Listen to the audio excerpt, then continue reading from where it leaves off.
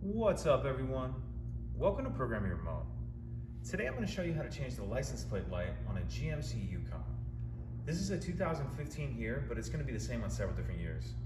This will also be the same on several different GM models. So there's two license plate lights, one above either side of the license plate.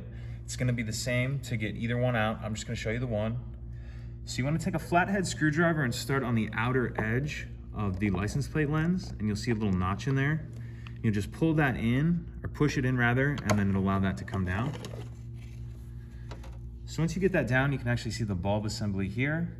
We'll twist that to our left about a quarter of a turn or so. That'll allow that to come out. To get the bulb out, you'll just pull that straight out. You want to wear some gloves or at least wash your hands or something before, because you really don't want to get any dirt or grease on that. So once you have your new one, you'll just push your new one straight in, line this up, tighten it up till you hear that click. Put the outer edge on first, and then just push up. That's it, pretty simple. If you have any questions, please let me know. If you could take a second to like and subscribe, it helps us out, and I'd appreciate it. Thank you.